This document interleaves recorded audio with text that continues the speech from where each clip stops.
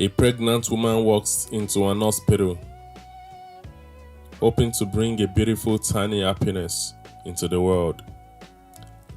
In a time the country is in constant tragedy, even that moment requires prayers just for the child to be born safely. Where good health is treated more like a wish than a basic right.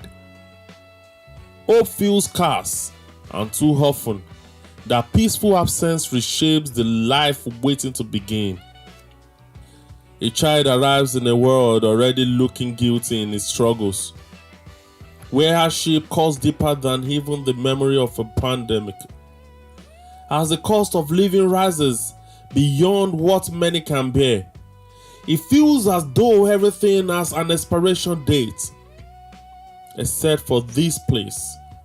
Some will agree and others will disagree. May we be spared from crossing paths with evil in such a harsh time, and may those responsible for creating these organized crises face the consequences of their actions.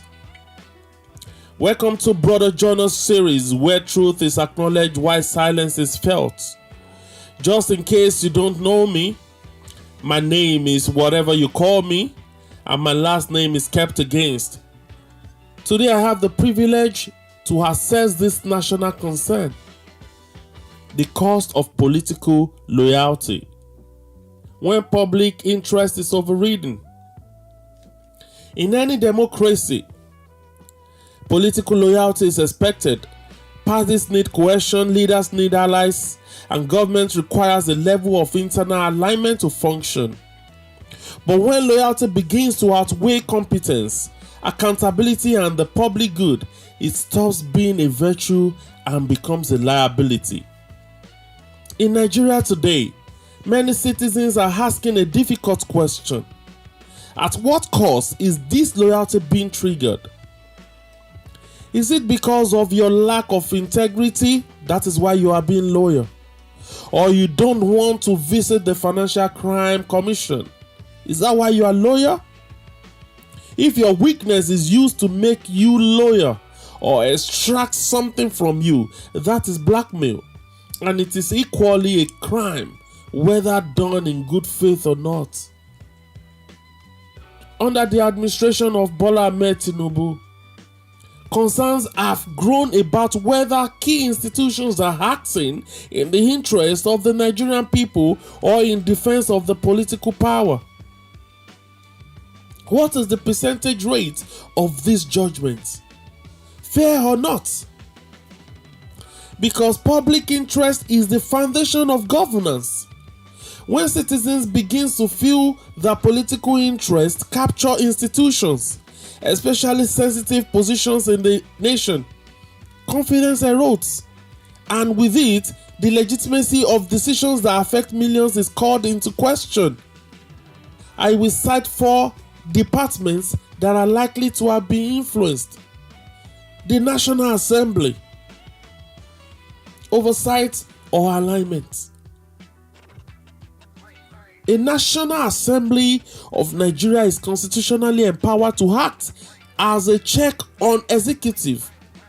Its role is not merely to pass laws, but to scrutinize policies, question decisions, and ensure that governance reflects the will and welfare of the people. We have 469 total members of lawmakers, 469 in the National Assembly today,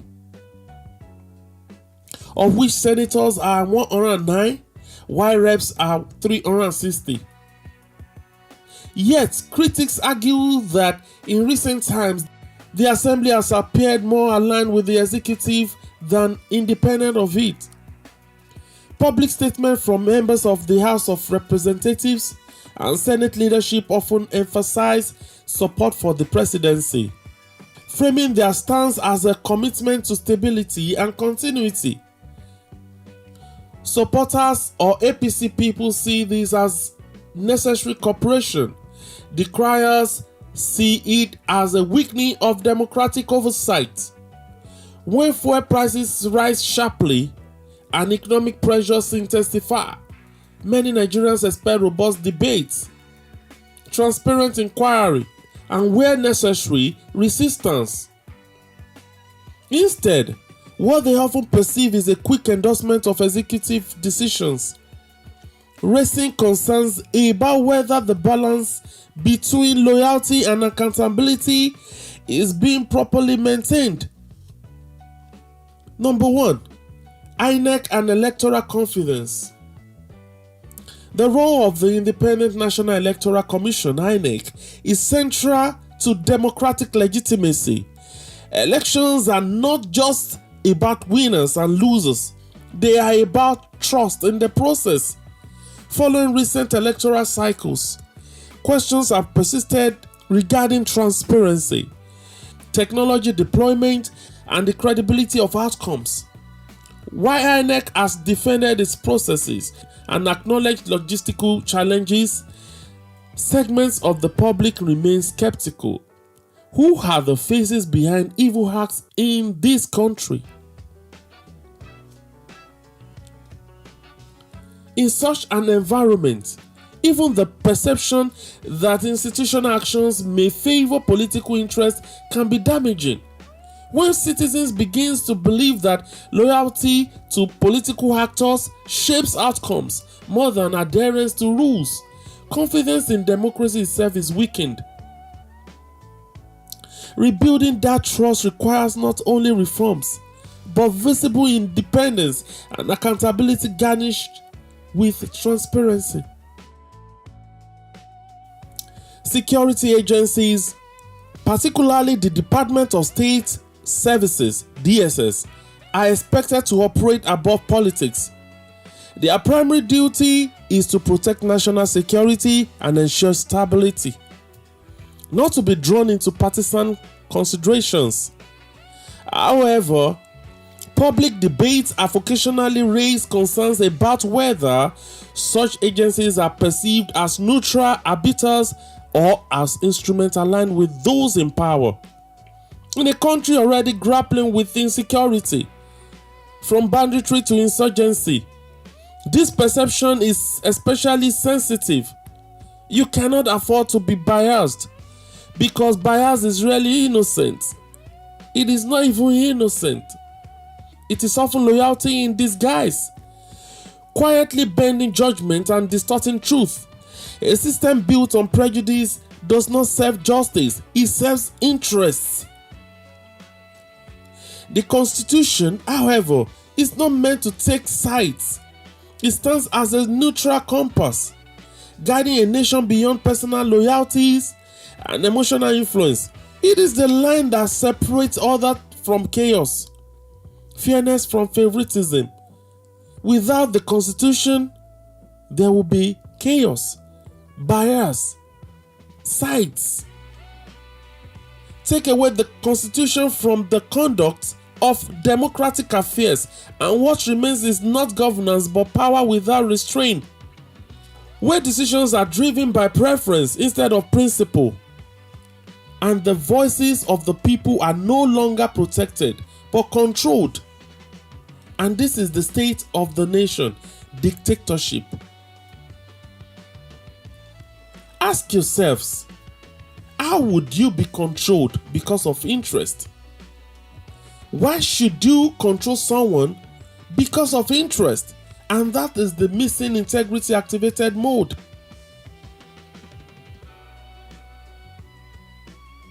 A lot of people are not having integrity, and they are running the affairs of this country.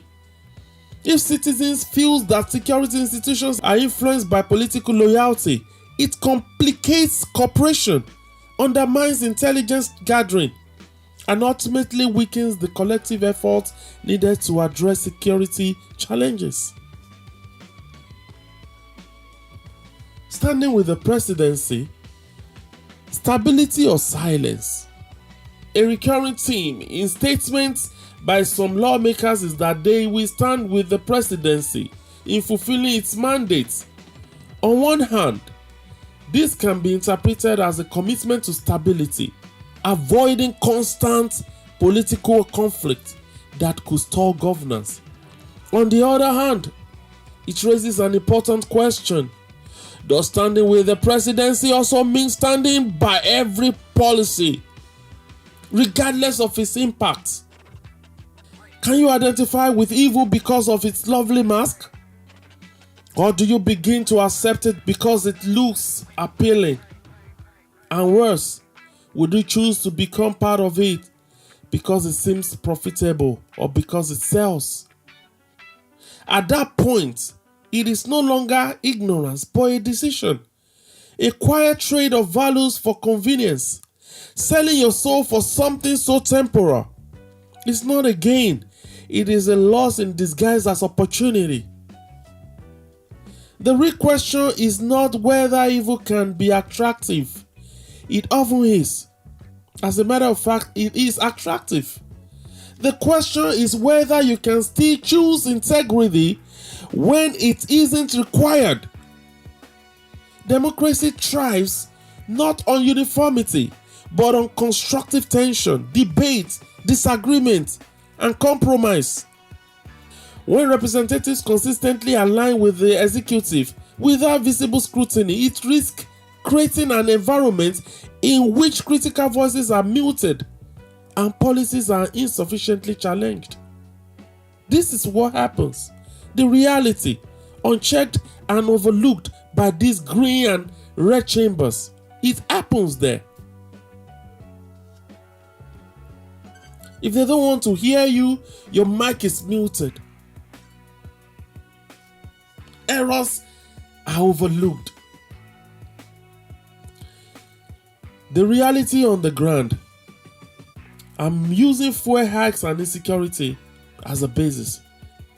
These institutional dynamics will be less concerning if the lived realities of Nigerians were improving significantly. But for many, daily life tells a different story. The street is a different story.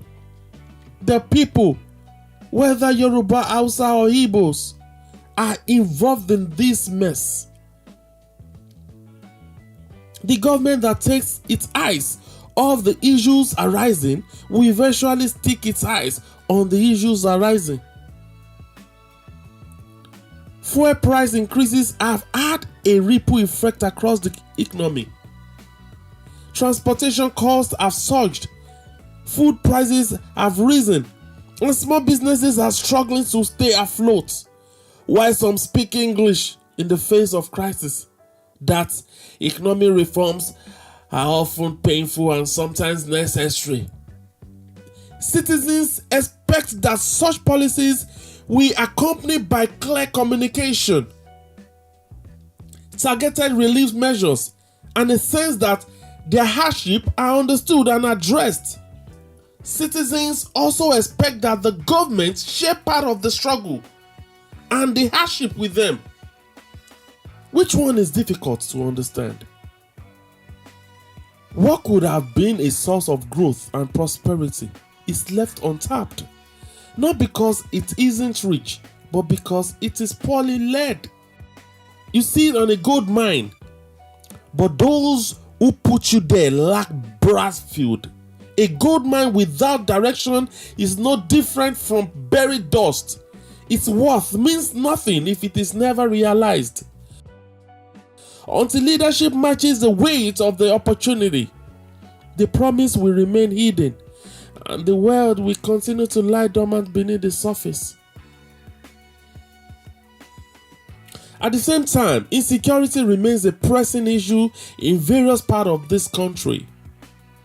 Communities continue to face threats that disrupt livelihood and erode confidence in the state's ability to provide protection. In this context, the expectation is that all arms of government and security agencies will act decisively and transparently in the public interest, not pick people up who criticize you. And institutions appear more focused on political alignment than on problem solving. Frustration grows. Loyalty and public interest. Actually, political loyalty is not inherently problematic. In fact, it can enable coherent governance and policy continuity.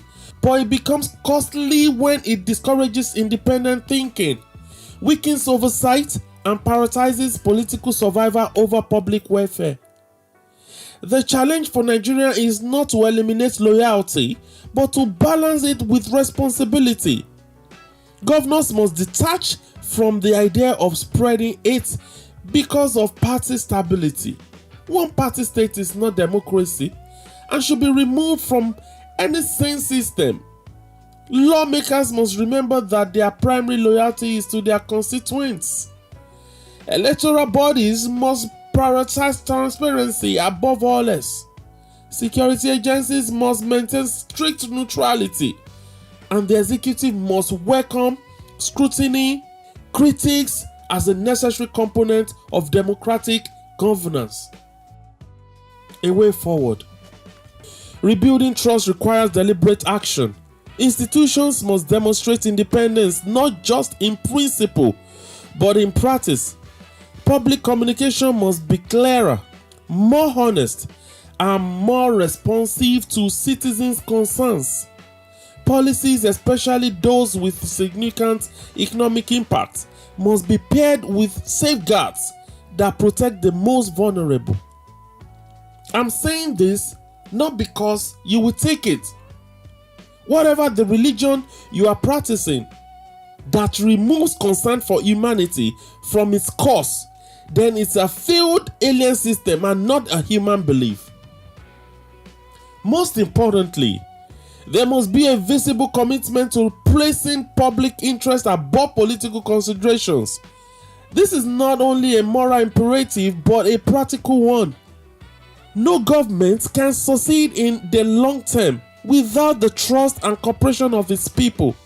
There will be resistance one day, and that will be a bad thing that may collapse the economy of the country. In conclusion, the cost of political loyalty is not just a political argument. It is an existing reality for many Nigerians, navigating rising costs and persistent insecurity. Loyalty, when properly balanced, can strengthen governance, but when it overrides public interest, it risks weakening the very institution it seeks to protect. Will Tinubu and loyalists listen to that? Àgbà kì í wà lọ́jà kórí ọmọ tuntun wọ̀ náà. Ẹ má fún wa àwa Yorùbá lórúkọ tí a fẹ́. Ẹ ṣe dáadáa. Ẹ má bà orúkọ Yorùbá jẹ́. Kí ló dé? What? Why? Ẹ ṣe fi ayé ní gbogbo èèyàn lára báyìí. Why? Build the country to the taste of how you want your children to be or how you want your children to look. Do you love the country you preside over? Is this the best you can do? Is this how you can run administration?